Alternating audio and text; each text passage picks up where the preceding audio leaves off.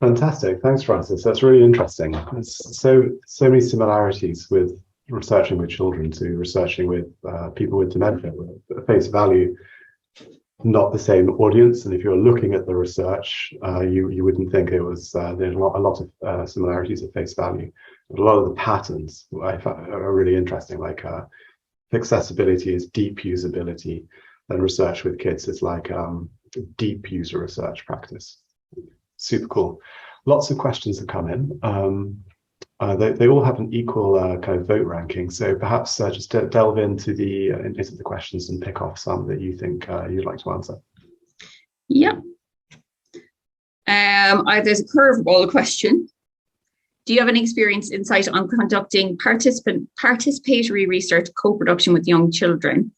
I'd be so curious to see if there's successful ways to involve children in UXR activities. I recently did a career workshop with young kids in which I tried to run a workshop in which they took turns interviewing each other. It was interesting. I was discussing this with my team this morning. I think Thomas might have more to say on it, really, because he will have the experience of it. I don't. I mean, I obviously have had 30 kids in a room as a teacher discussing things. And sometimes it'll be great and everyone will listen to each other. And sometimes it'll be bedlam and you'll go home wanting 2 paracetamol and lie down. So I think it's a bit of a shot in the dark as to whether it work or not. But Thomas can probably say more about it. Yeah, it's a super idea if it works. And you don't really know until you've tried it. It can be supported, or it can be more fruitful when the kids are familiar with each other and comfortable. So like a friend circle, it can be hard because they can be competing and trying to outdo each other. It can be all kinds of dynamic that you also see with adults or teens or whatever. So minimizing it by letting them choose themselves who they want to be with can help that dynamic a lot. Also, some of the worst things I get in terms of briefs from my clients is when they say, "Oh, we want a focus group of kids." Have you ever tried that? Because if you have more than 5 or 6 kids, especially random kids that have been recruited elsewhere, is even worse. But even in a school class, 5 or 6 kids, they can be very congruent and very compatible with each other. They can also be the exact opposite. And also thanks to all the factors that you mentioned, Francis, with the time of day, the energy level they have, how tired they are, all kinds of other agendas happening in their life on that day, can be really, it can introduce a lot more uncertainty than with adults, because adults have been trained to sit and behave and they're socialized into, being good interview subjects. Nah, the kids not so much. So I cannot recommend focus groups per se. Yeah, maybe a group interview, if you call it a friend group interview, and also having them, as the question was about, having them interview each other, like being journalists with each other within themselves, can be a really strong method if the children are comfortable with that. But it depends, I guess, is the answer. It has to be quite structured, I think. I'm just taking this from my teaching years. You have to make it very clear what the parameters are. Otherwise, the potential to go way off topic is really high. And for kids to start talking about all sorts of things. So yeah, I think it can work. And it's very interesting hearing children speak to each other. I think that's a real experience, hearing a bunch of children who are having a real conversation or a debate amongst it themselves. It's very, very interesting. It's just a bit like alchemy. Like if it happens, it's great, but it's a tough one to make happen, I think, is the thing. And so it's a bit of a risk.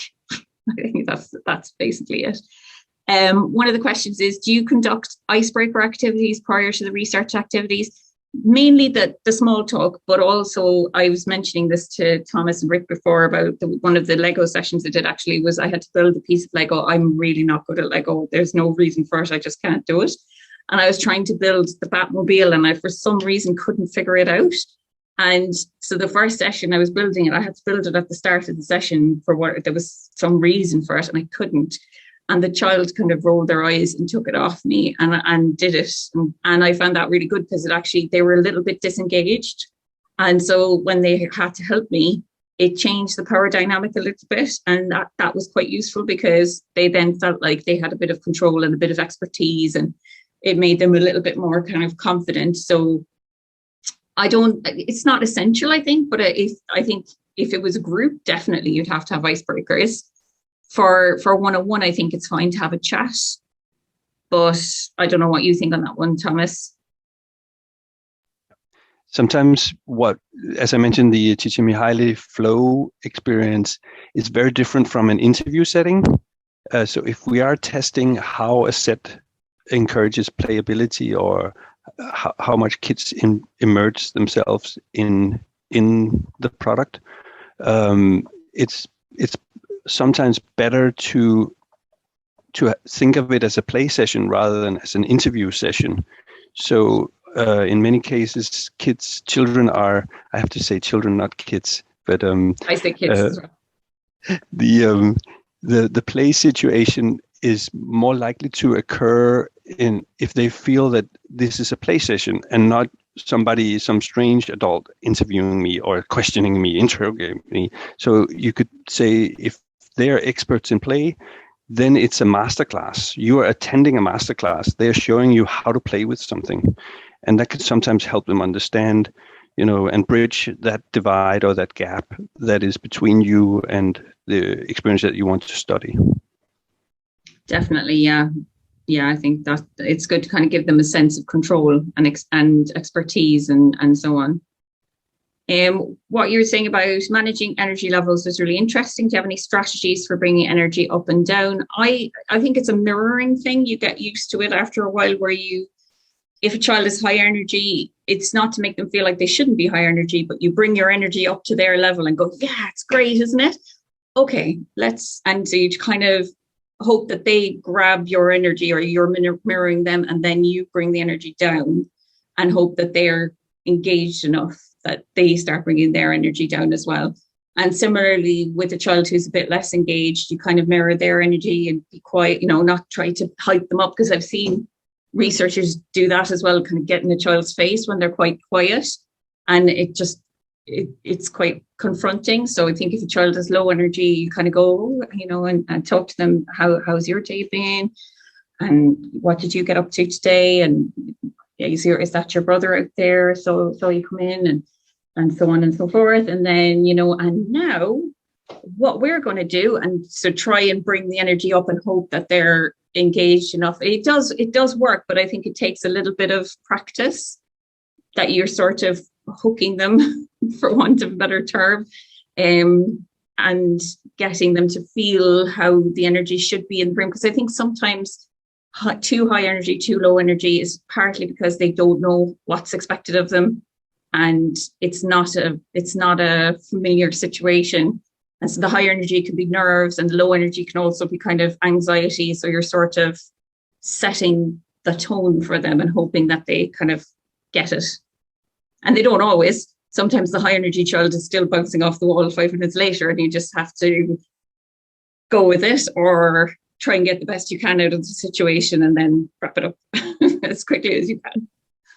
Yeah, and just to build on that, sometimes you might not be aware of is that kids' time is also really scarce. It's a scarce resource. You might think, oh yeah, they can just hang out. No, number one, they have all these structured activities already going on, but they are not masters of their own time, so they cannot decide if they want to, like an adult could extend an interview, the length of an interview session. No, the kids, it's limited, and it's also scarce in the way that if we want to, for instance, if I go back to the play mindset, you want them to be absorbed in play. It actually sometimes takes a little while to get your brain waves to that wavelength or whatever it is.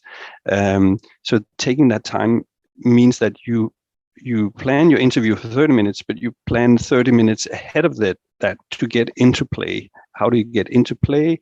With Lego, it can be simply giving them some bricks and some instructions and let them sit on their own and sort of warm up or warm themselves up or get into a playful mindset. That can be one way of thinking about, how much time. Well, the interview needs some warm up that you don't expect to set aside with adults. Yeah, And I think sometimes it just clicks that there's something they're not understanding, that they just need to get what it is they're supposed to be doing next. And I suppose that comes back to like setting the scene really carefully as well, and the whole thing of like letting them know that this is their space, and they can do what they have some control and so on, which makes them less anxious, I think. How are we doing for time, Rick? We have just about 17 minutes until we hit 8 o'clock, which is the official end time for the event. But it's ultimately dependent on whether you would like to stay longer, or the discussion continues, or people find value in it. If people feel that they need to leave the event, feel free as attendees, but I think we still can answer a couple more questions before we hit. Right. Yeah, I was just wondering if you wanted to switch to more like a panel situation, but we're supposed to, I suppose that's where we are now. It's happened organically. We kind of just done it anyway. So yeah, just wanted to check that we weren't ignoring the format. I think there's someone else asked a question. Would you have any ideas or suggestions on how to approach children who are suffering from trauma? I found from my own experience that asking some questions can be triggering. Yeah, and I think that's a really relevant one, because you have to have a screening process where you make it clear what's involved in the research process. And I think then you're relying on the parents to judge, is it right for the child? Because the parents should be aware of what's going on with the child. And I would be very wary of having a child in a situation where it could be triggering for them, because I think an adult has the ability to make that decision for themselves, but a child doesn't really. So you would hope that the parent has enough, knowledge about the child to know actually they're going to find this too difficult, or it would be a very frustrating or difficult, like upsetting situation for them. But I think if in in a research situation, if the child did become triggered or did start to have a negative response, that's where your research skills come into play, and you start, asking the child, are they okay? Ask them if they need to go to their parent, ask them if there's anything you can do for them, all of that kind of thing. Be totally aware of their body language, any kind of signal that they're not comfortable. And generally with user research, it's not life and death. There's no reason to keep that research going if that child is finding it difficult. But I would definitely talk to the parent and say, this is what happened. This is the questions I asked. This is what you need to be aware of. And obviously, if there was a safeguarding issue, or if there was something that the child said that I was a bit worried about, then I would raise that and, go through all the safeguarding steps, which are various for different things, to make sure that child was cared for. I don't know if you have any thoughts on that one, Thomas. It's certainly rare that we come across topics that will trigger them in itself, but I totally share all your concerns. Also, we have a bit of training internally in how to deal with those situations, and how to react, because obviously it would be very normal for the adult hearing something like that to react in very many different ways. But how can we make it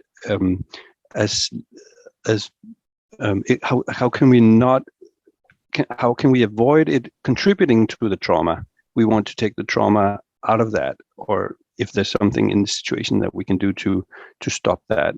But we would rely on the parents, so that we would refer to the parents once we felt that the child was uncomfortable, and that would end in the study right there.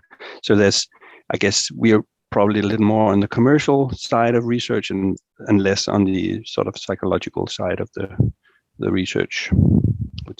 Yeah, and if the research was in an area that invoked the trauma, then you'd obviously have specific protocols in place, because you would need to explore it with the child.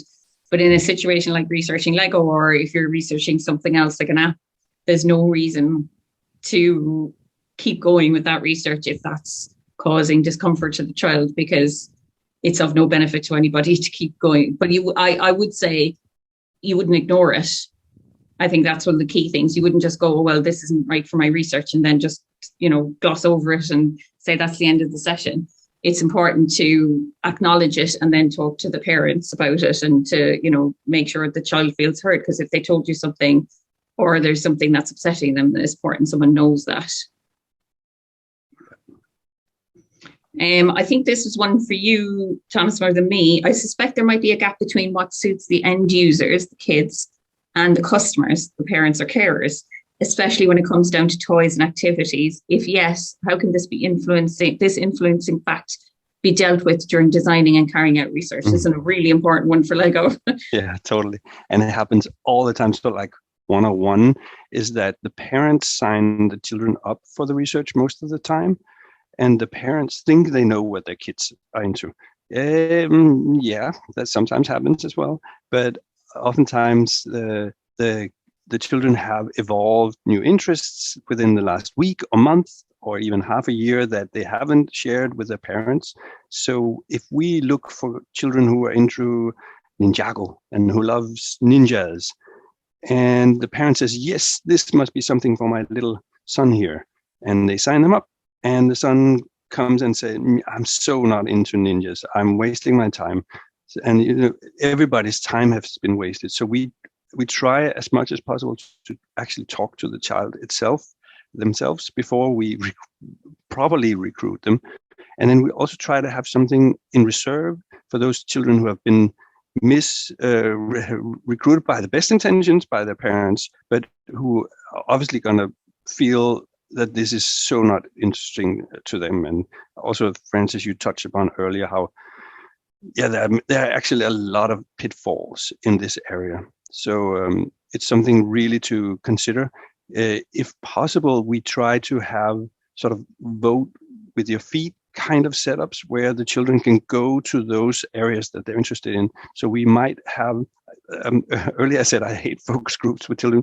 Actually, we can sometimes get a whole class of children in, and we will have the researchers stand in different areas of the room with signs saying, I love Harry Potter, or I love ninjas, or something like that, and tell them, the children, to go to the person with the sign they're most interested in, so that they vote physically by saying, I'm more into this, and then we know. But that obviously doesn't work with a bunch of parents there as well necessarily. So it can be really hard to get the end user, or the consumer, as we sometimes call them.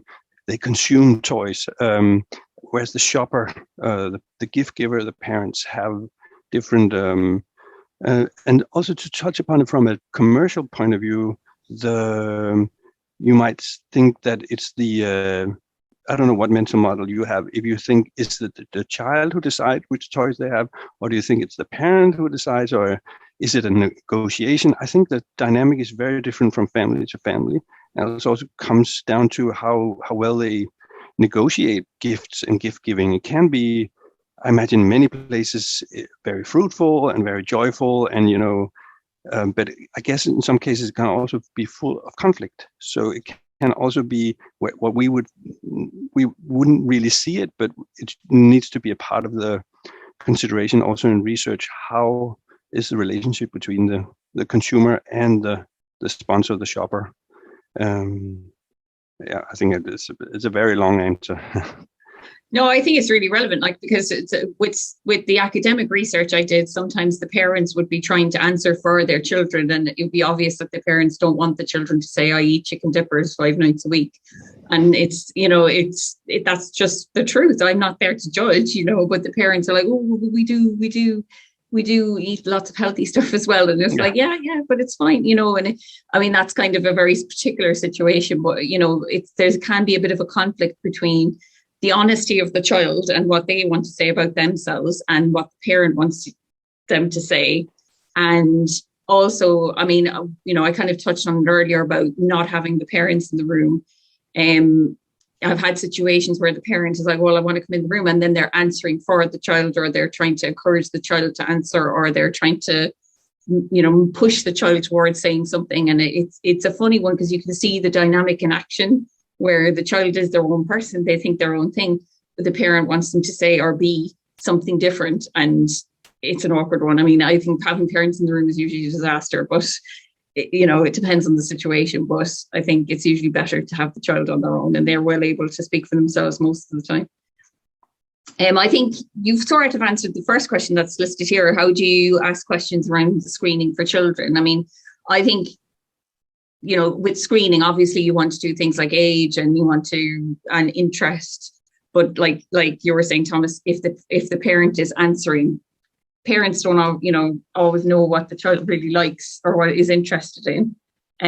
But sometimes you want to screen for ability and for, especially if you're looking for a specific characteristic or a different type of background or whatever it is. But that one where you're talking about kind of vote with your feet is really interesting, where you just get children to choose their own.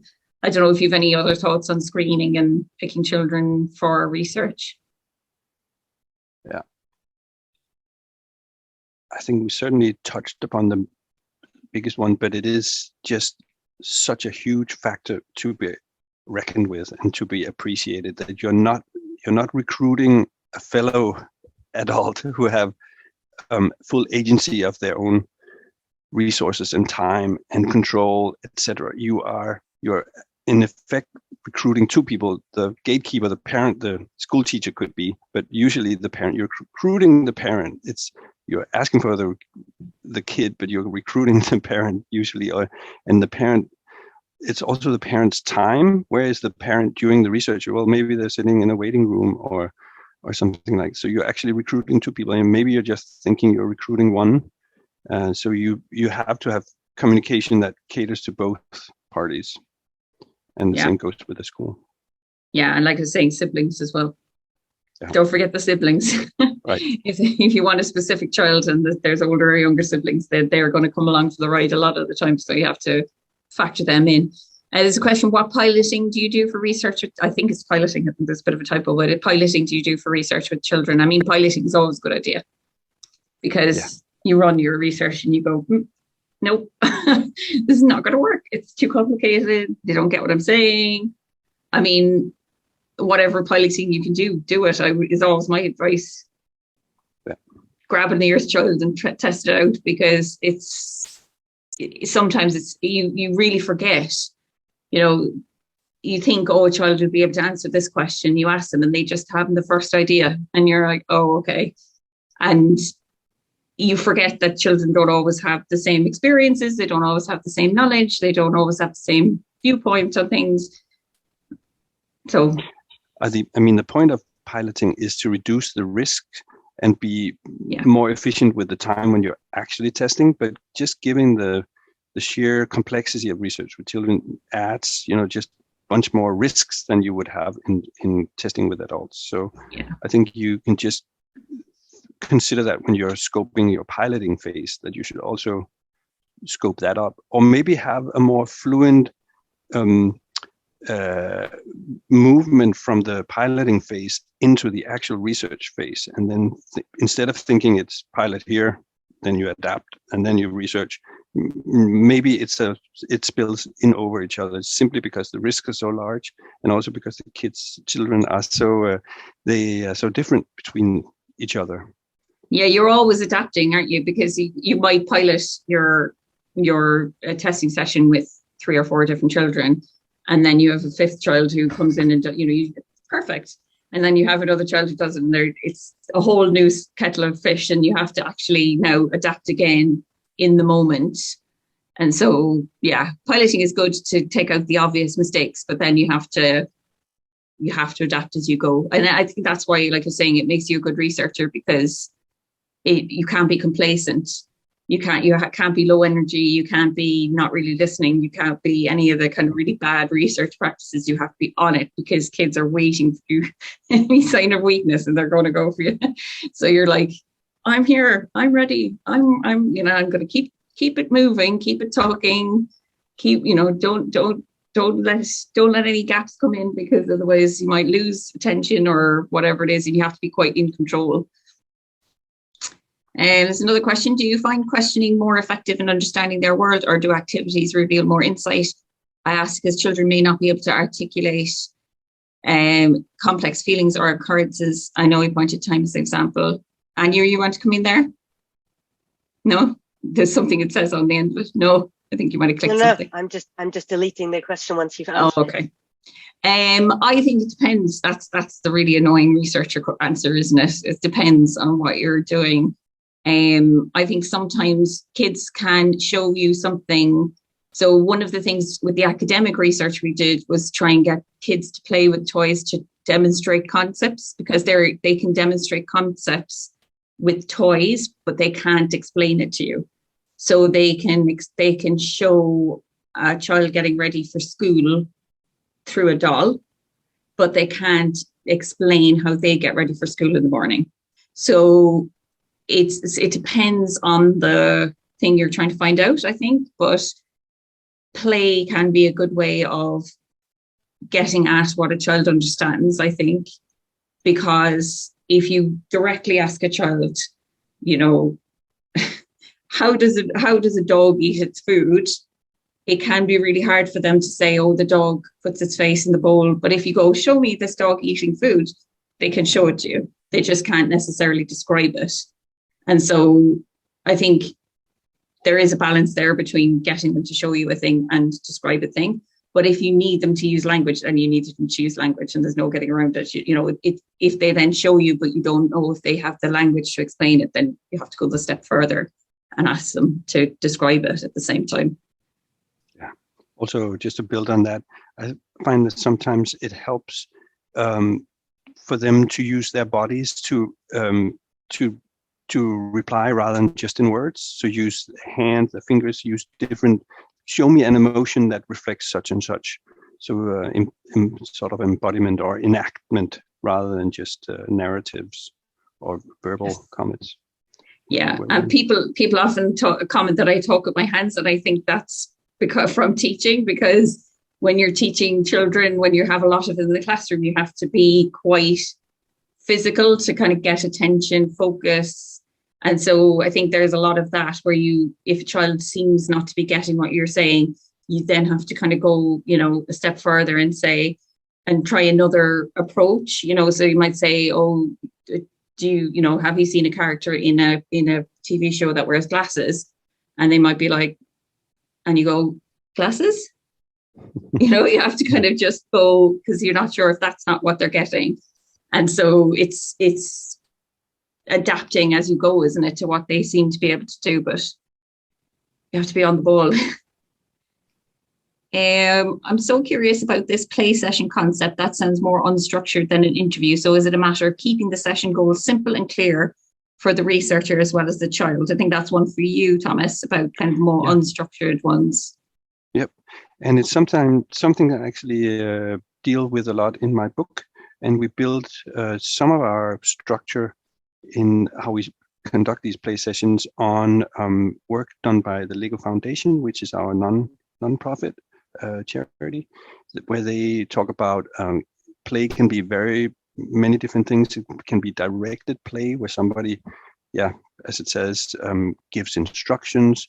It can be open-ended play. It can be these different types of play, and you can consider that sort of inspiration for how you set up your interview. Maybe you want to set up a play date instead of an interview session, and you can consider, do you want it to be very directed? Do you want it to be very open? Or oftentimes it's a mix of both. You have stimulus, maybe you want to show them where it's a little more closed. So so I guess the different play session types is useful as a framework. Although it's intended for play, studying play, but it's also how you can set up research. Yeah, and I think so we can do one of two things. We can wrap the session now, or if people would like to continue, we can continue for a final question. But just to give you some point of reference, because it's super juicy and interesting, but also trying to balance the expectations and time. I'm happy to stay on for another few minutes if everyone's happy. I think there's a question there. Do you account for not working instances, i.e. the child is not in the right mood, had something serious going on the previous day? How many reserves do you guys account for? I feel there's a limit to rapport building if there's an underlying unknown circumstance. Yeah, I mean, I think for me anyways, as with any research, you recruit a number to get a smaller number. So you recruit 10 to get 8 or 6 or whatever. So you might have no shows, and then you'd always have, I think with children much more so with adults, adults will soldier on and kind of get over whatever it is they're is bothering them. But with children, if they're tired, hungry, someone's annoyed them, there's something going on at school, they're feeling a bit sick, they really don't like it, whatever it is, there can be lots of reasons why they're just not feeling it. And I think more so than with kids as well, you just don't, with kids than with adults, you're not going to soldier on. There's no point. You don't want a kid feeling upset or tired or frustrated or anything. So if there's any kind of indication that they're really not in it and they're just resisting and they're not really answering and they're messing around or they're starting to go off topic or whatever, there's ways that you can try and get them back on task. But if it's not happening, it's not happening. And I think you just go, okay, that was great. Thanks very much. Yeah. You did a really great job. And let's finish it off there. And there's no reason to keep going for that. So, and then you just kind of, you factor that into the whole research design. Yeah, totally agree. You can, in some ways, you can expect the attrition rate to be higher with the research with children than with adults, because you must be able to on the spot reject this study and turn it into something else that's pleasurable for the child. If the child is simply not there, you can either take the child out of the situation or you can change the situation, but then the situation might not be valuable as research, but it'll still be a positive experience for the child. And that's our, the number one goal is that the child is comfortable and happy, and not that we do great research all the time, unfortunately. But that's, and it's a case of never letting the child know that there's any issue, that you give it a try, and then if they're really not feeling it, you just let them do whatever there is they're doing, talk to you about their rabbit, which they cannot stop talking about, and then go, that was great, thanks very much, you did a great job, and finish it, and don't make any big deal out of it. There's no need, is there really? There's no point in making any big deal out of it. And then the final one, I think, is how do you compensate children for their time in taking part in research? I mean, with Lego, they get Lego, usually, isn't it? We have criteria. For instance, in the UK, there's legislation that says that if our research can be slightly resembling marketing, we cannot give them Lego, actually. We have to give them something like a gift card to Amazon.com or similar that is exchangeable for toys. So that's what we do in the UK. And then we tier it depending on how much of discomfort there is. For instance, it's more discomfort if they need to travel to us, to a venue that's comfortable for us, but not for them. That means a higher compensation. If it's at odd times of the day, like maybe a Saturday or Sunday, where they have more time, but researchers usually like to have their weekends. If it's a longer duration, we increase the incentives. But usually there is we have a scale that if it's 30 minutes, it's this level of incentive. If it's longer, it's etc. It increases. But outside of the UK, we can give Lego.